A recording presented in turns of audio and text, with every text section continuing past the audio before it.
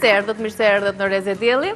Ju përshëndes sërish në këtë hapësirë do të diskutojmë një tematikë që ndoshta është e fshehur brenda nesh. Shpeshherë i themi vetes që unë nuk mund ta bëj këtë gjë.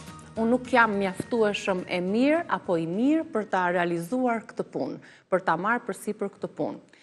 E po nuk mos e shifas në ëndër, themi shpeshherë me njëri tjetrin, janë disa fjali apo tip besimesh limituese që quhen ndryshe, të cilat ne na bllokojnë, na pengojnë të ecim përpara.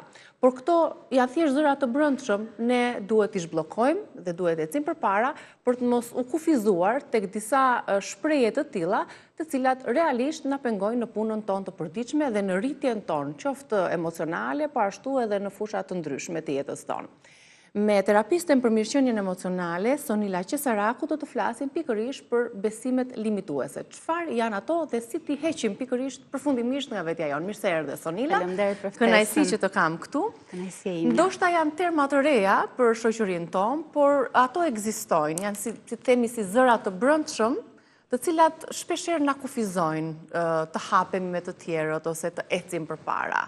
Ta përkufizojmë pak më thjesht çfarë janë këto besime limituese, që quhen ndryshe.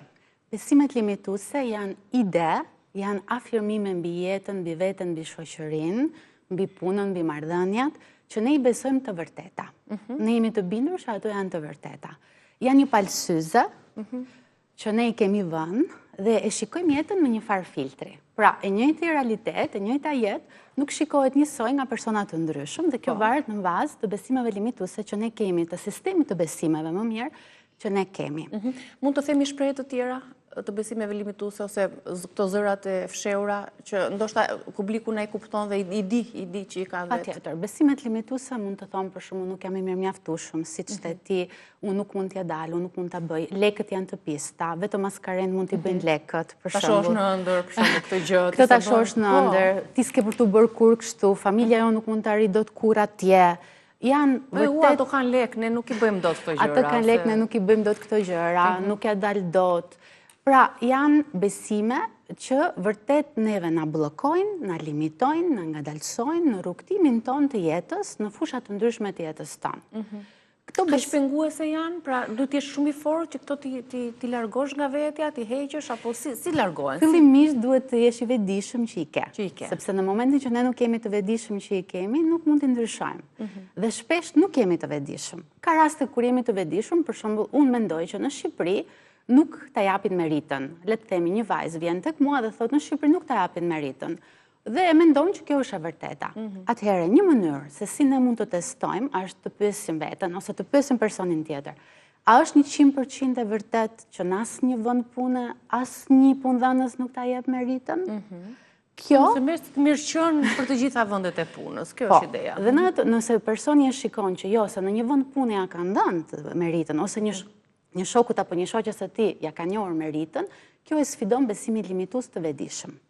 Pra duhet t'i njohim fillimisht që i kemi, t'i pranojmë që i kemi dhe më pas të punojmë që këto besime limituese t'i largojmë. Sepse në shumicën e rasteve ne mendojmë që është gjithmonë diçka jashtme. Pra në çdo gjë që na ndodh, nëse ne nuk realizohemi, e ka fajin shoqëria, e ka fajin qeveria, e ka fajin punëdhënësi, e ka fajin personi tjetër. Ndonjëherë dhe familja. E ka fajin familja, e ka fajin mami dhe babi pse na kanë edukuar ose janë sjellë në një farë mënyre dhe asnjëherë nuk e çojmë vëmendjen tek vetja. Po për shembull, nëse një gjë na ndodh për të paktën më shumë se një herë, nëse na ndodh 3 herë njëjta gjë, ai është momenti që ne gishtin nga jashtë të fillojmë ta drejtojmë nga brenda, jo për të akuzuar apo kritikuar veten. Ai zëri i brendshëm kur bëhet shumë kritikues, pastaj mund të jetë sabotues, jo për këtë, po thjesht për të realizuar, a mund të ketë diçka te mua që është duke tërhequr këto persona, këto situata, këto evente në jetën time?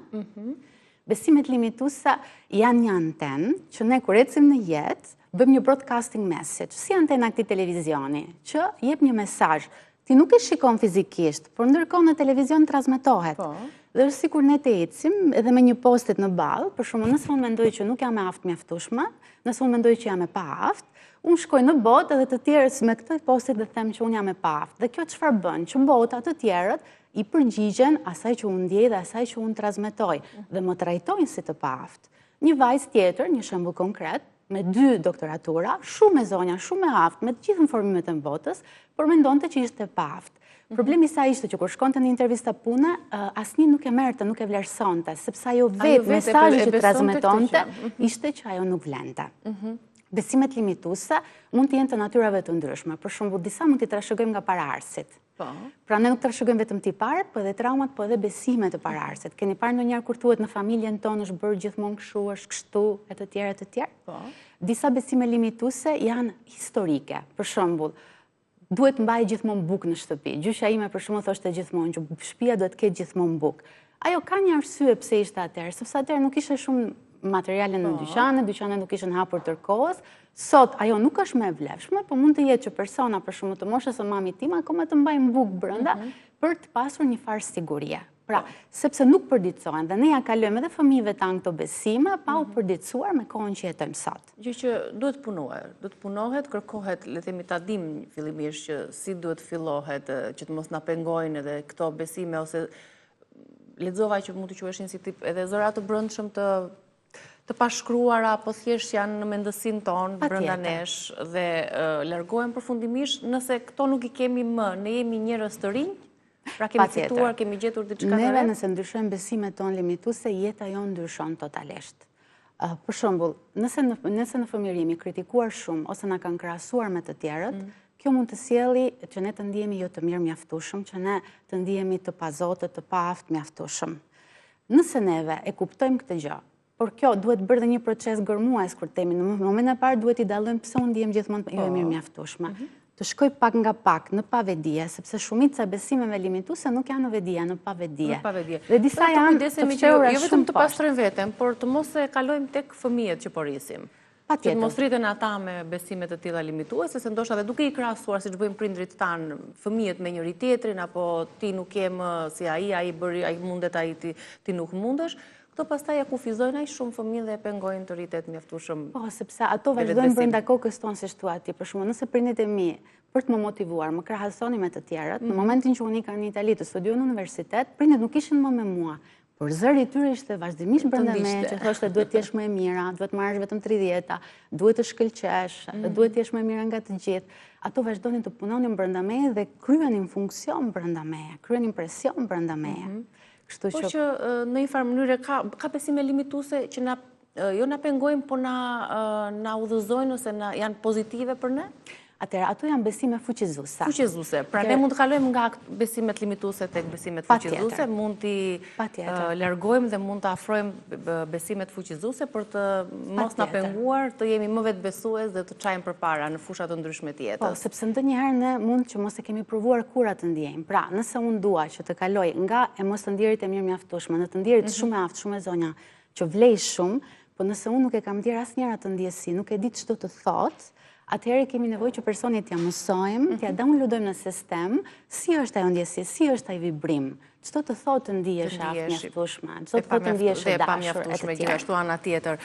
Sonila, ne përfunduam me minutazhin e sotëm, por unë di që ti ke shumë për të folur, një terapiste që merresh dhe me terapinë e tingujve, ndoshta një ditë tjetër do të na tregosh se si mundet që të përfitojmë dhe ne të gjithë nga kjo mënyrë e mirëqenies emocionale, pra se si përmes tingujve mund të shërojmë shumë trauma të shkuarës apo jo. Kështu që ta lëmë ndoshta një hapësirë tjetër së bashku. Patjetër, me shumë kënaqësi. Në studio ishim me Sonila Qesarakun, kalojmë tani në reklama dhe do të vazhdojmë me rrezën pas pak.